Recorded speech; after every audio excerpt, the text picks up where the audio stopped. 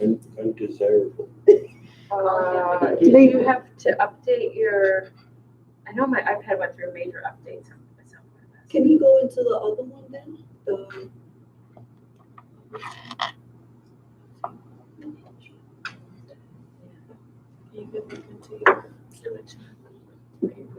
I can mail them directly to him. He's got the right password. It's just not letting him. Okay. Can you log into the public one? Yes. Sure, use the public, try the public. I thought it was always like, no, that's her. Where's your?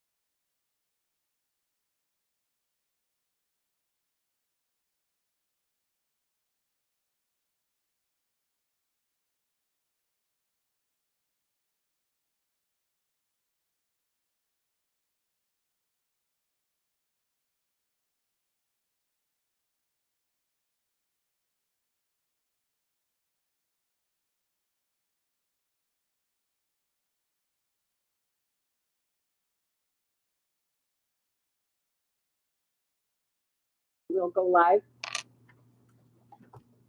I'm going to call the June 21st, 2021 meeting of the Fairport Industrial Development Agency to order. And start with public comments. If there's anyone that has any comments for the board. Hearing no one and seeing no one, I'm going to close the public comment portion and ask for approval of the May 17th, 2021 IDA meeting minutes. So moved. Second. Any comments, corrections, or discussion regarding those minutes? All in favor? Aye. Moving into financials, start with resolution 2021-06, authorizing payment of the IDA bills. Having reviewed them, I recommend and I move payment of the bills. I'll second. Any questions or from the board or anything that Martha wanted to call out there? Just the final payment on the economic development study, $2,500. Any other questions? All in favor? Aye. Aye.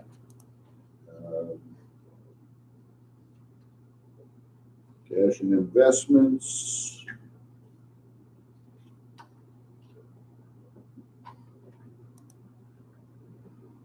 Any questions on that? Anything that Martha wants to add? Got a lot of liquidity.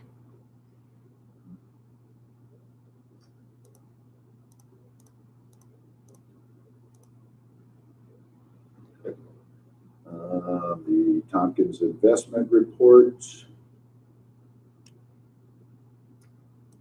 The statements. Our next maturity out of that isn't until next February. February. Mm-hmm. Have anything on the Tompkins report? Financial statements, the P&L for IDA.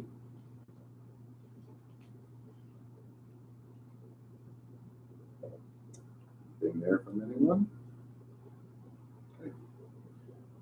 So we will move now into pandemic service agreement updates. Right, I'm bringing this forward because as part of the contract agreement between the LDC and the IDA with regard to the pandemic initiative, that required an annual report and update to the board and submission of the LDC financial statements. So you've got here a recap to date of what we've provided in assistance, including the PPE grants, quarantine, the delivery takeout grants. If you go to page 15, we had allocated $150,000 for assistance. The LDC does earn an admin fee off of that. Then we have the summary of the grants.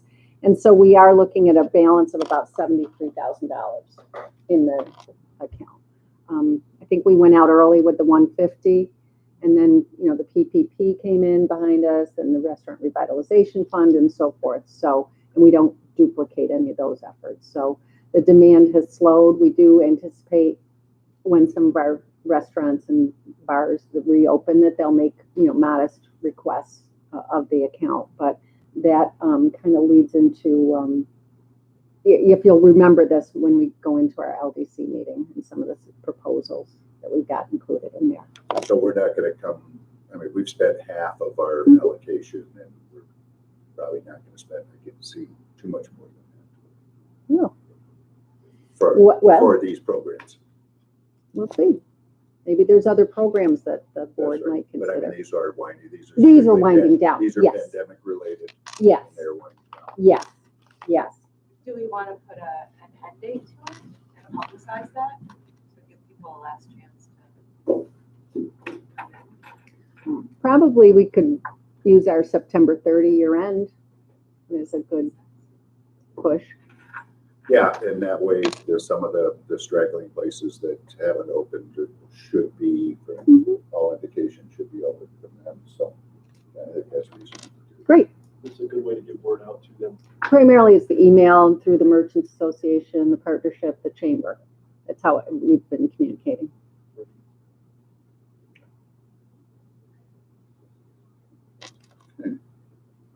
So the pandemic service agreement is basically just the update. Yep. Which we just had, which is a recap of the programs that we've been getting right along as we've gone Right. through. Right. Okay. And a contract that you see on page 16, the contract required the LDC to submit their financials. So we're including it in the board package.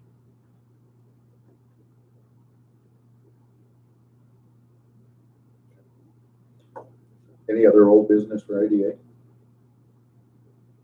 I don't have anything.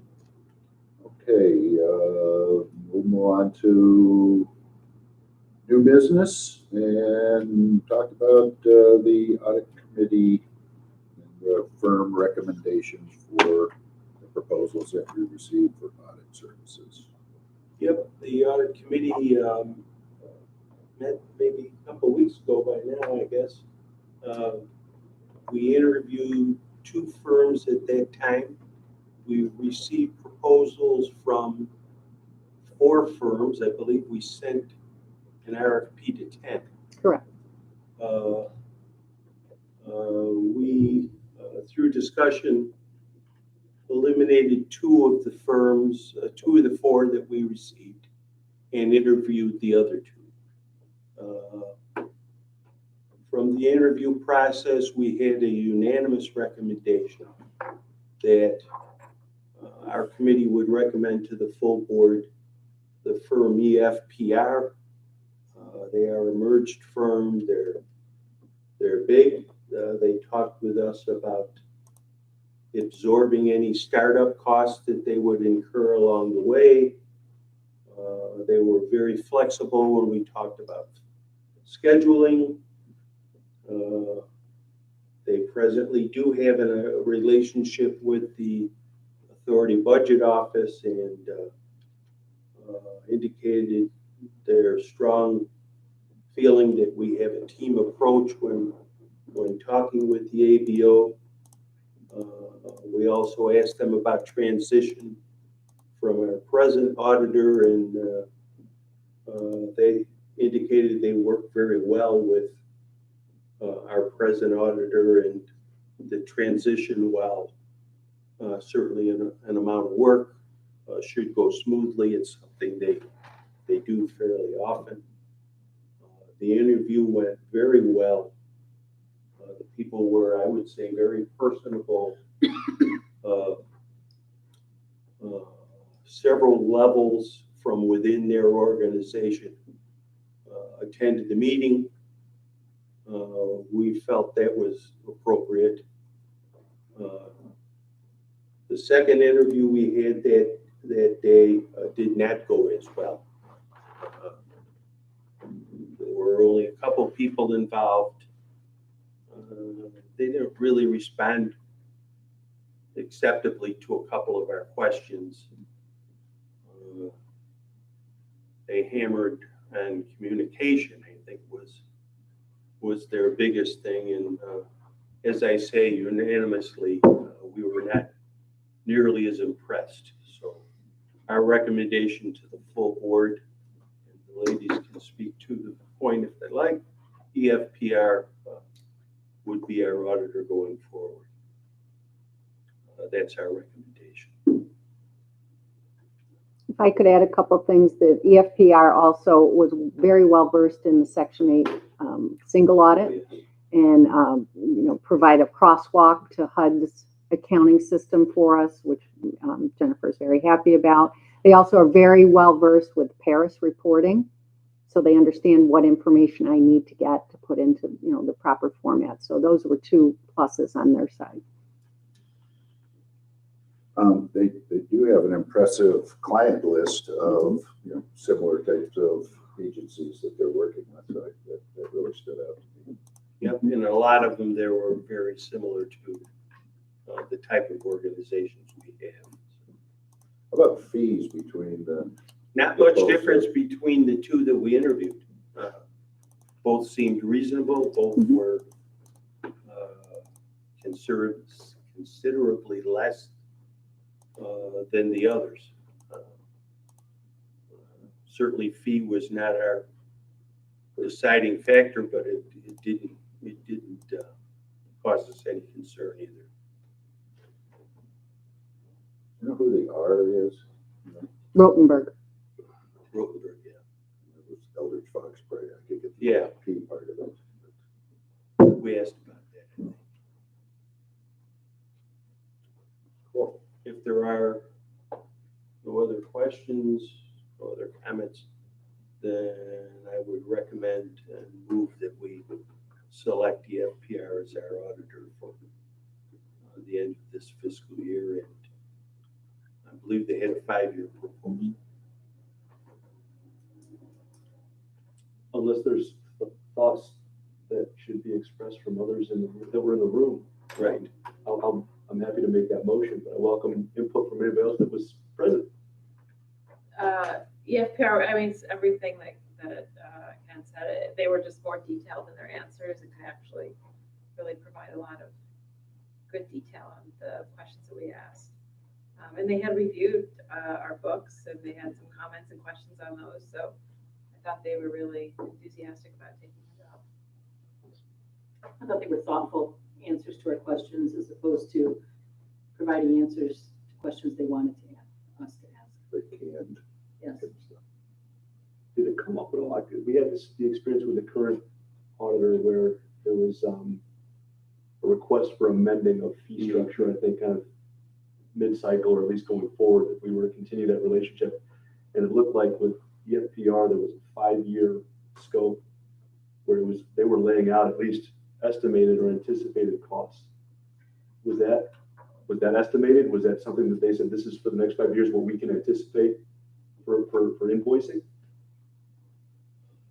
I believe that was, my understanding was that was the fees that they were going to And charge us. and they are absorbing 30 hours Yeah. up front. That They was, mentioned they were that's absorbing what some happened with that startup first adjustment with our current auditor.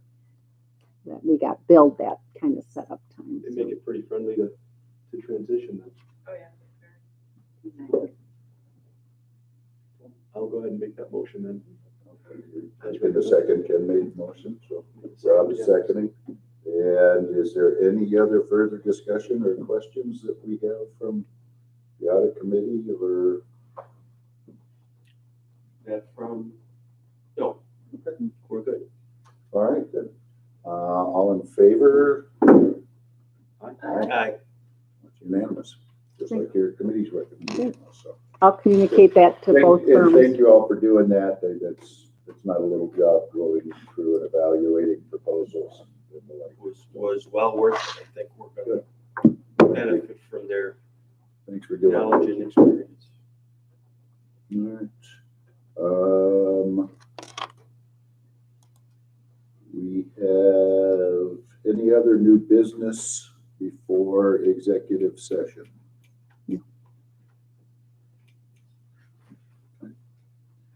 So I would entertain a motion to enter executive session to discuss the proposed acquisition, sale, or lease of real property. So moved. Second motion. And I would invite Jennifer to stay with us. Oh, that's true. You're welcome to stay. So, all in favor? Aye. So, Chair, we will not be taking any action when we come back, other than to adjourn, and we can end the live stream. Yes. I don't believe that we're going to be taking any Oh, action. I no. mean, nothing from outside the agenda unless No. this conversation brings up some action Right. item. And if so, we live stream, Yes, right? So yes. Mhm. Yep.